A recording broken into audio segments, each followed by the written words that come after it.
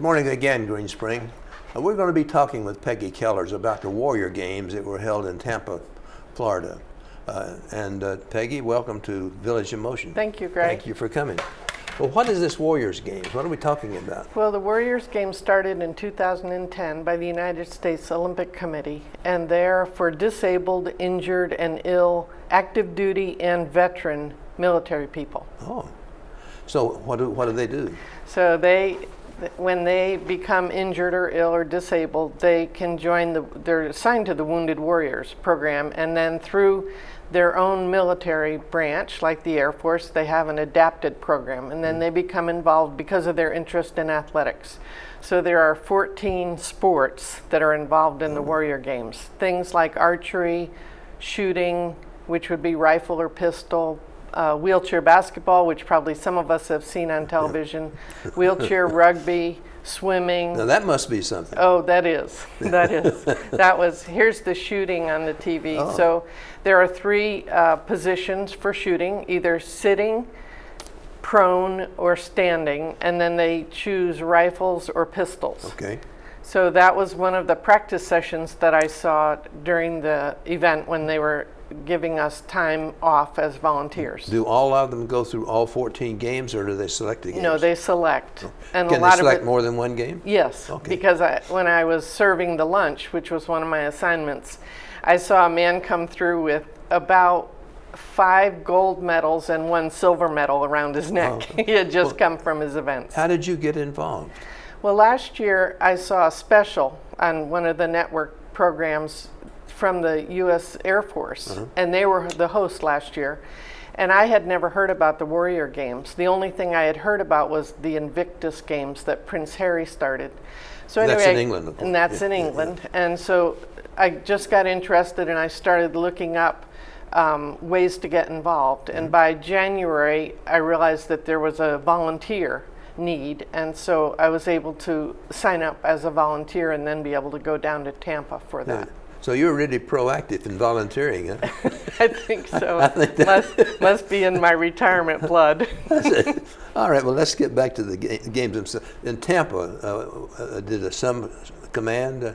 We have a couple of commands down there. Yes, it was really sponsored at MacDill Air Force Base, but it was the Special Operations Command was the one. And then next year it'll rotate to San Antonio, and the Marines will be the sponsor. Okay. Gee, I don't know of any Marines down in San Antonio.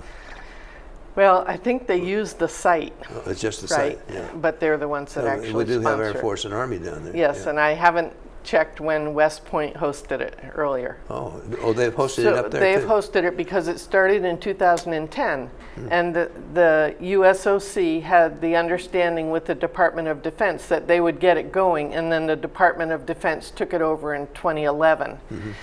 Right around that time, Prince Harry was very interested then in starting the Invictus Games, so he came over to the United States to see the Warrior Games, just to see the layout and how it was doing, and then that's when he started the Invictus Games. Now the difference is that the Invictus Games are held every 4 years, so in 2020 they're going to be at The Hague in the Netherlands, whereas the Warrior Games are held every year.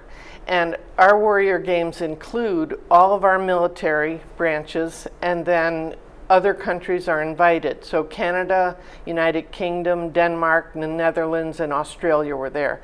And we had about 300 athletes total.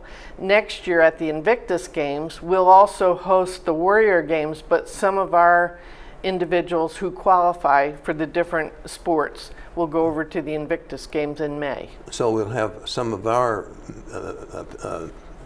veterans participating in the Invictus Games, and that's not only in England, that will be moved around too, is that? Yes, that's moved around. You said The Hague? The Hague is hosting it next year in 2020, and I haven't followed it enough to know where it was in 2016, for example, or 2012. Yeah.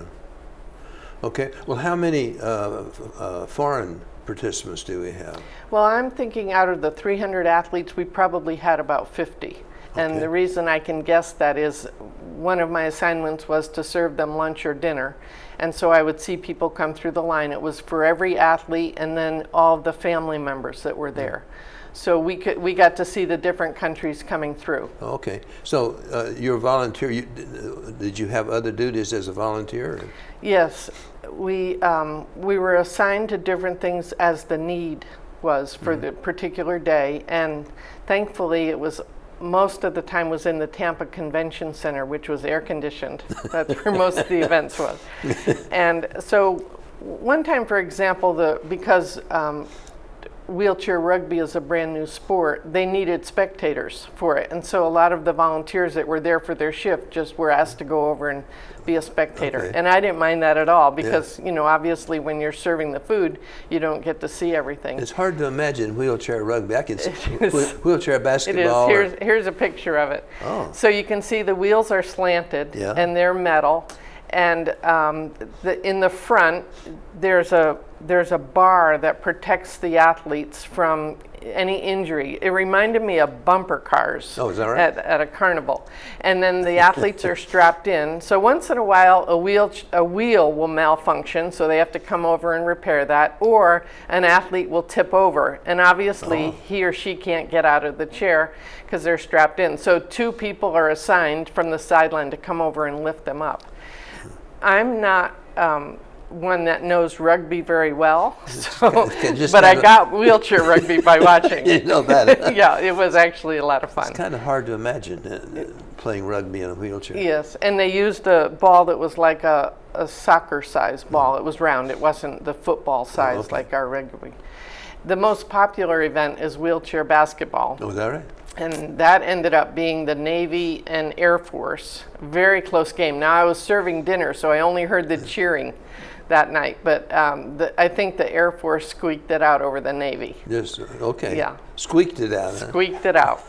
It was a 3-point lead at halftime, and I think they won by 1. Was that the most popular? That's the most popular and probably the most well-known. Yeah. Yeah, and of course they have that then at night when the people can come, you know, from outside the community and can come in and watch. So how many volunteers did you have? I think we had about 1,200, and as 1,200? far as I know, there were only 2 of us from out of state. Most of them were from Tampa, and we had 4 4-hour shifts, which you signed up for ahead of time. So mine was 10 to 2. They started at 7 to 11, overlap 10 to 2, 1 to 5, and then 4 to 8. So what happened was, I was often getting assigned to lunch duty, and then the woman would come to me and say, "We've had some volunteers back out for dinner. Would you mind serving dinner?" And of course, I didn't mind. I'd just go back to the hotel in between and rest because you're standing the whole time.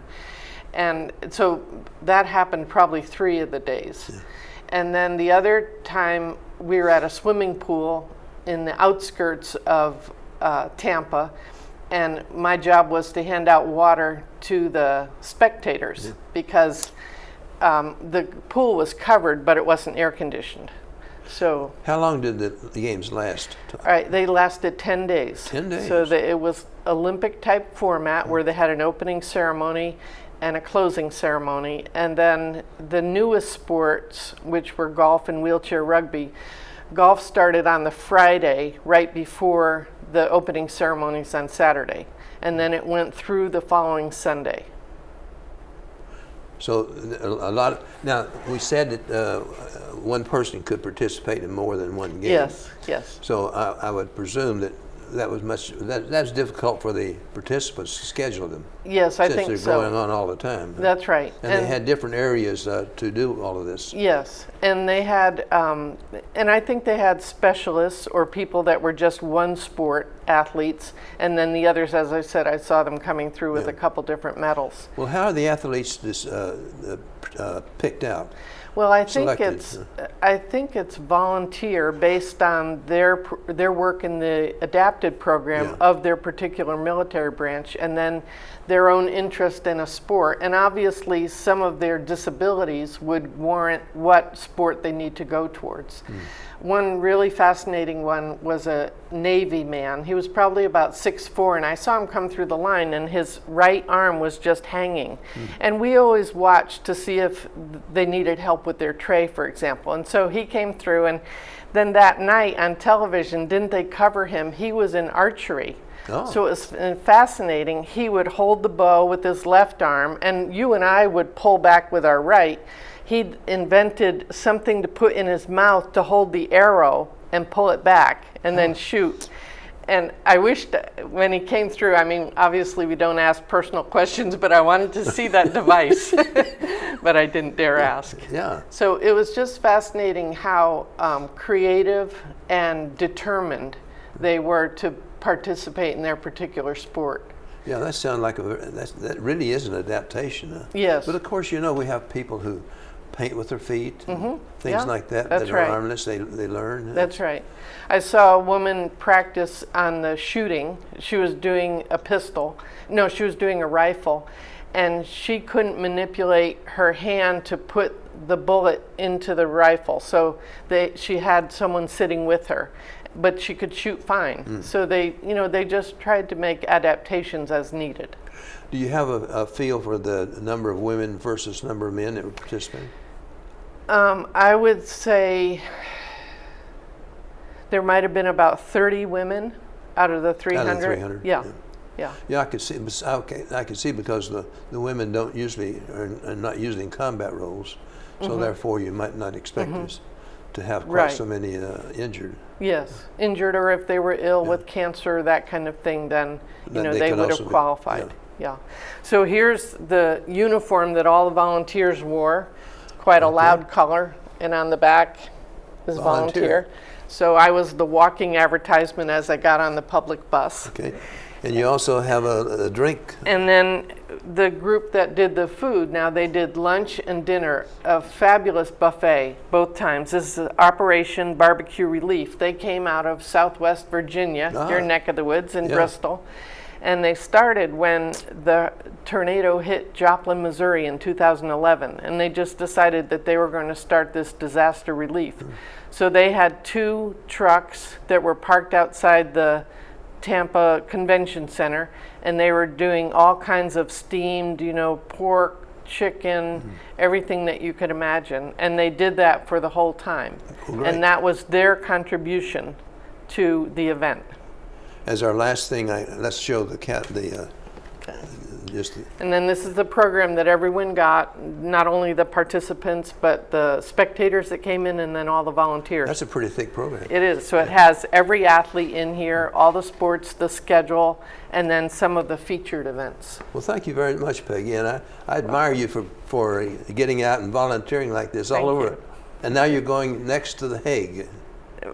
It depends on my schedule with the board.